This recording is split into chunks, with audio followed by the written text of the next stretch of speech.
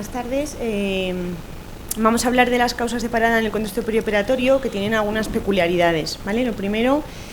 como podemos ver, su incidencia es muy baja. Según las series clásicas se describe un caso de parada por cada 10.000 procedimientos quirúrgicos, aunque según algunos estudios más actuales, de 2015, 2018, se cree que quizás esta incidencia sea algo más alta, de unos 5 casos por cada 10.000 procedimientos, aunque como podéis ver, apenas uno de ellos está directamente relacionado con la anestesia.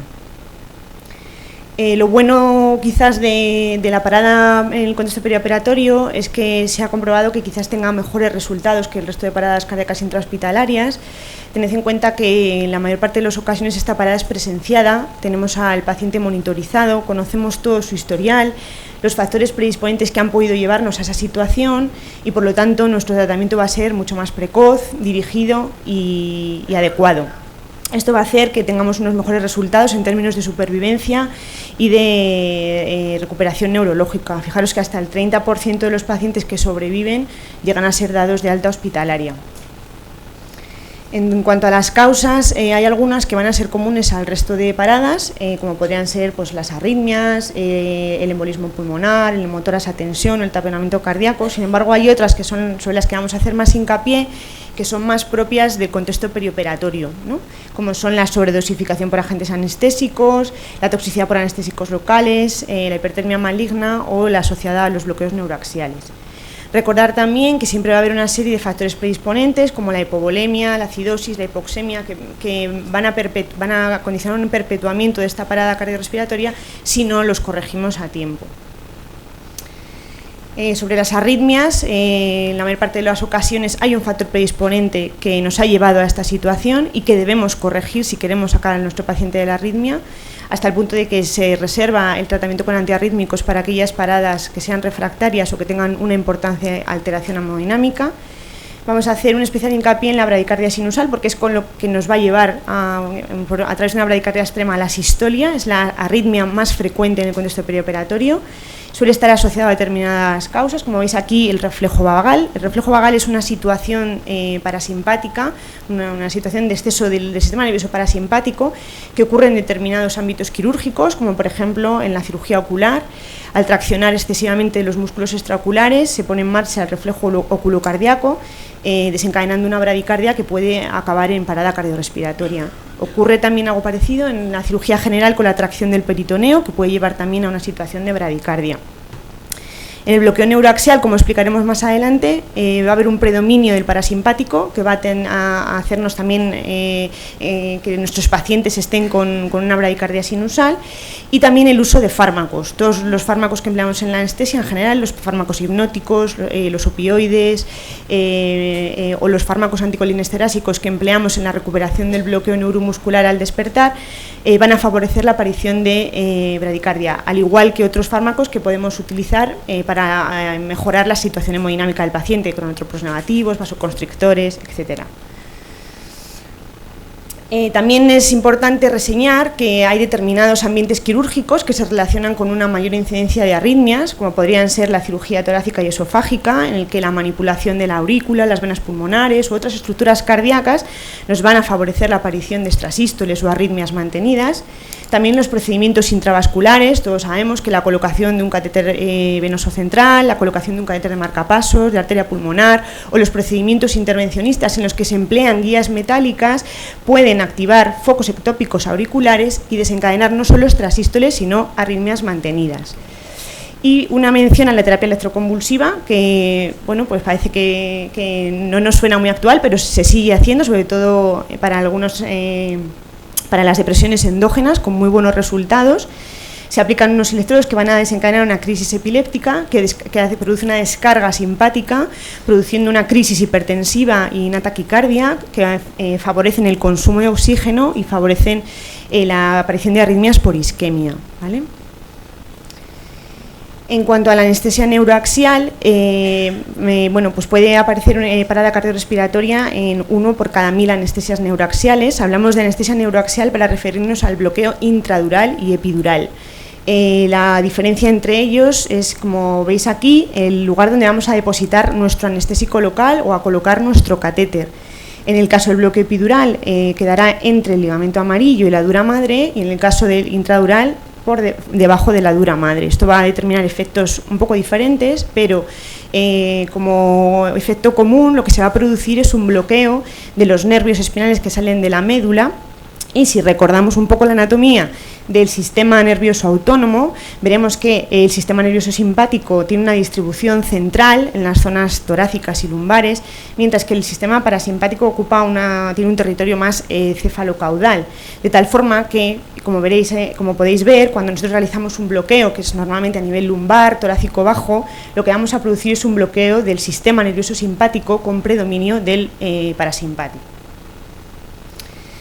Entonces, ¿cuáles son estos efectos hemodinámicos? Como hemos dicho, por ese predominio parasimpático o ese bloqueo simpático vamos a tener una vasodilatación, especialmente a expensas del componente venoso, que va a producir un descenso de las resistencias vasculares sistémicas, y además vamos a tener alteraciones especialmente cronotrópicas por esa tendencia a la bradicardia asociada con el parasimpático, que todo esto nos va a conducir a un descenso de la presión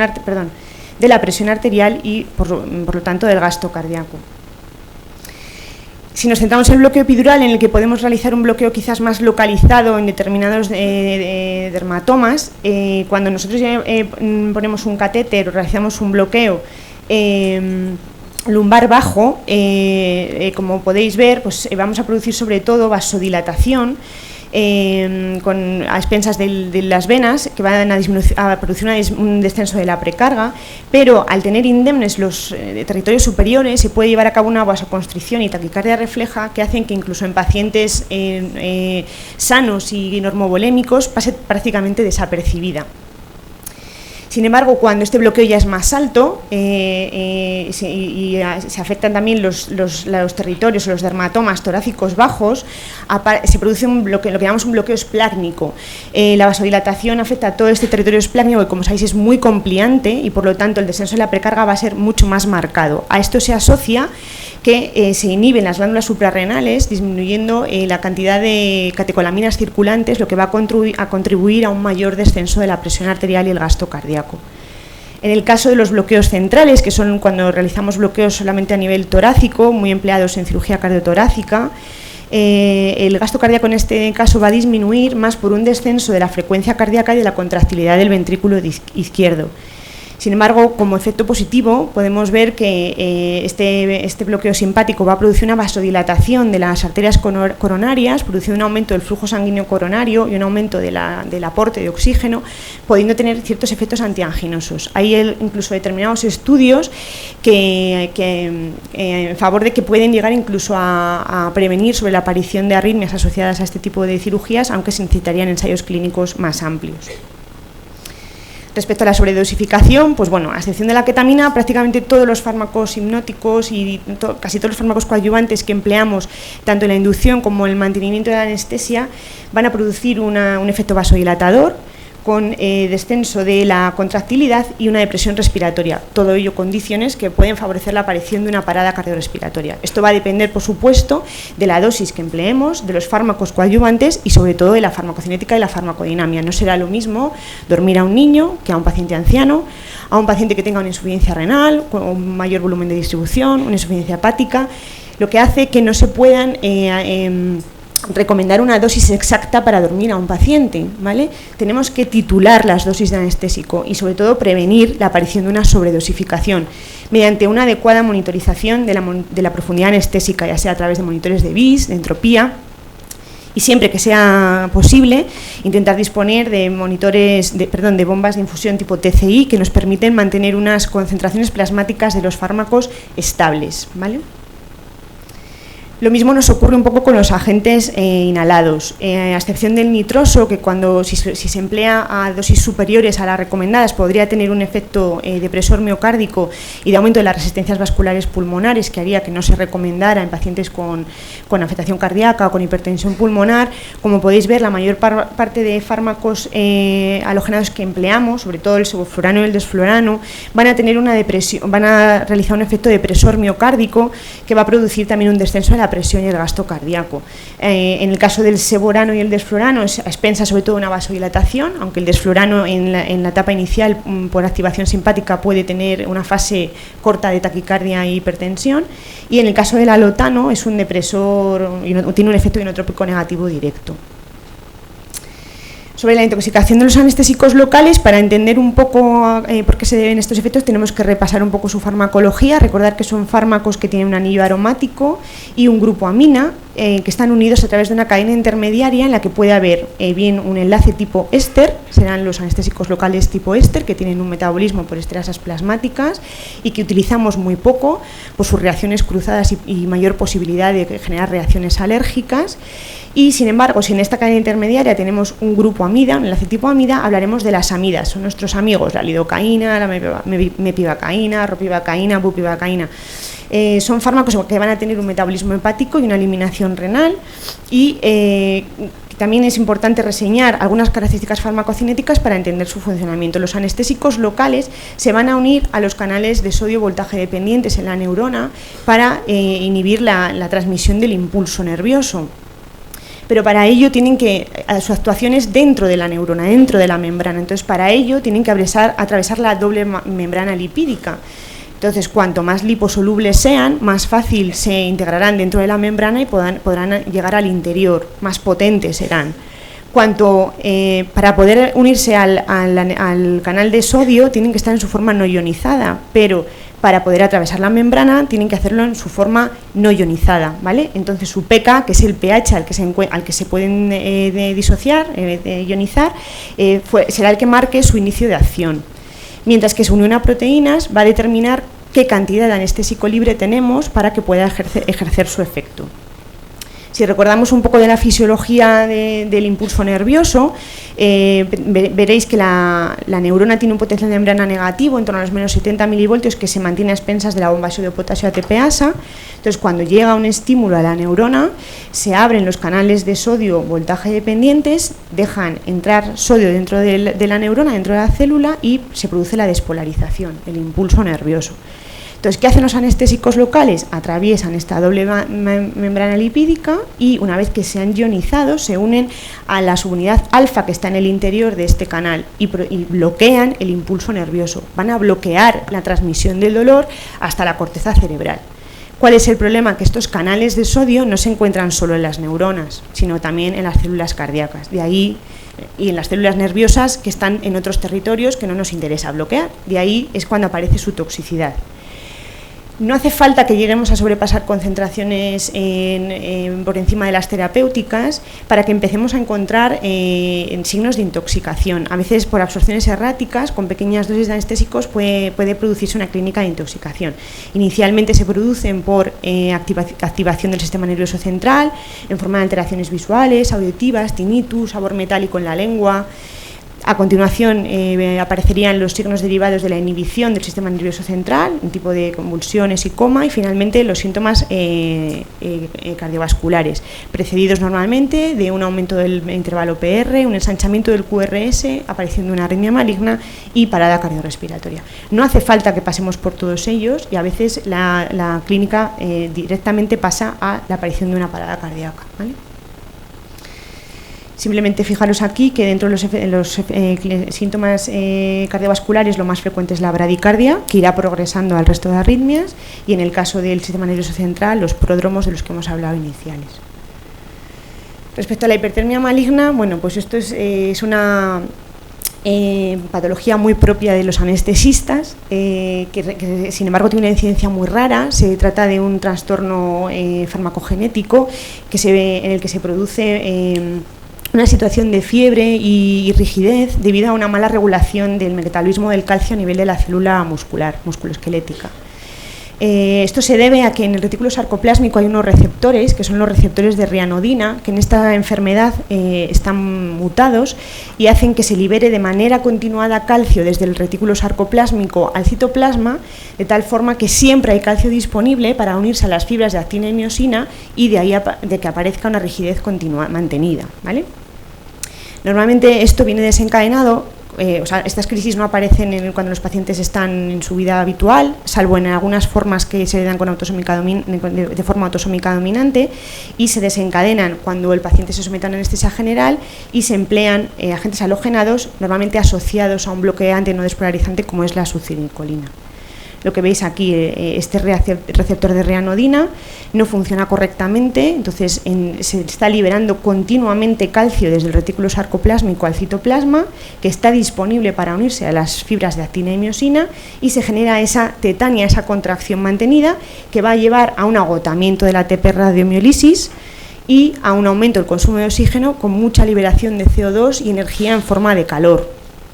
y a meter a la célula en un metabolismo anaerobio que va a producir acidosis.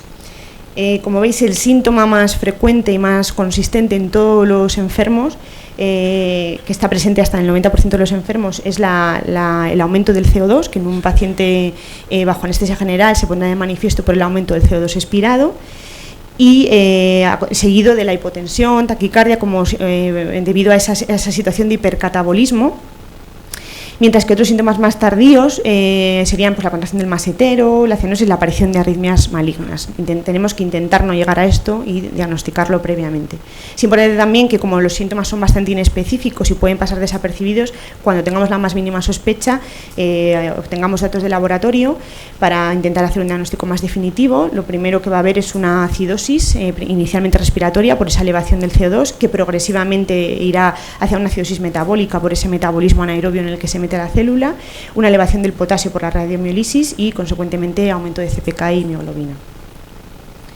En cuanto a la anafilaxia, pues no voy a comentar mucho aquí, simplemente señalar que en el contexto perioperatorio el fármaco que más se relaciona con parada cardiorrespiratoria, con cuadros de anafilaxia son los bloqueantes neuromusculares, seguidos, aunque muy de lejos, por el látex y los antibióticos, que las reacciones anafilácticas que tenemos por el empleo de coloides están prácticamente todas en relación con el uso de gelatinas, y que aquí deberíamos incluir también todas aquellas reacciones anafilácticas producidas por la transfusión de productos sanguíneos.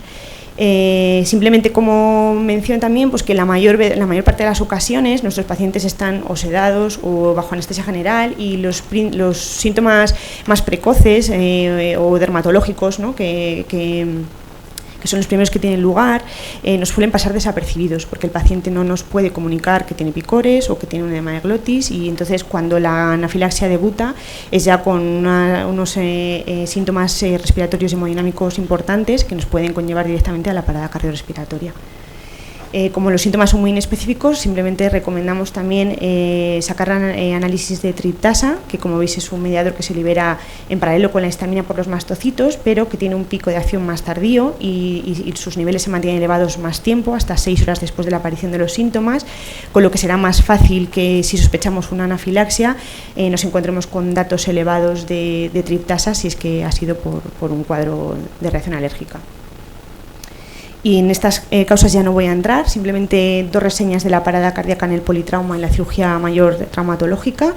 La principal causa de parada en este contexto se debe a hipovolemia. En más del 50% de los casos es por una hemorragia masiva. Importante siempre que descartemos las 5H y las 5T de causas reversibles para que podamos salir airosos de estas paradas. La debida hemorragia, siempre muy importante también pensar en ella, sobre todo en cirugías mayores, porque cuando el paciente se nos hipotense vamos a encontrarnos ya ante una hemorragia masiva en la que haya un 30% de la pérdida del volumen sanguíneo y ya iremos tarde, ¿vale?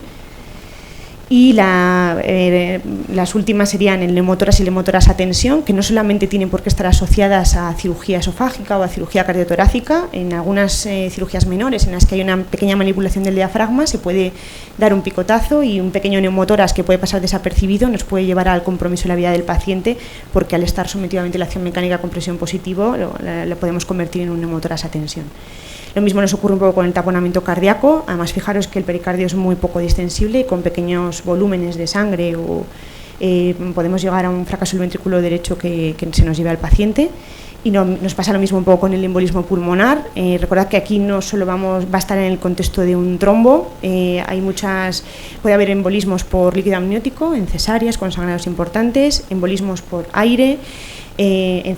neurocirugía o en otras cirugías en las que el paciente se encuentra en una posición de semisentado, en la que es muy fácil que el aire, por el descenso de la presión, pase al torrente sanguíneo, embolismos por cemento o por grasa, sobre todo todo en la cirugía de trauma y en los grandes recambios, en los que es muy fácil que en la fase de cementación se suelte un émbolo de cemento graso y nos lleve a la muerte del paciente. Y simplemente pues, en estos contextos pensar en ella para intentar realizar un diagnóstico precoz y también intentar tratar cuanto antes el fallo del ventrículo derecho que va asociado. Y esto es todo, muchas gracias.